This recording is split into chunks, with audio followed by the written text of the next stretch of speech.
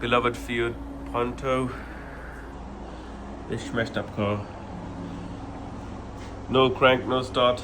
Checked everything. 12 volts, everything's good. Customer complaining it's not starting. It wasn't. And thing is, he lost this arch, and we find this because all the water going into that and did a little bit damage on it.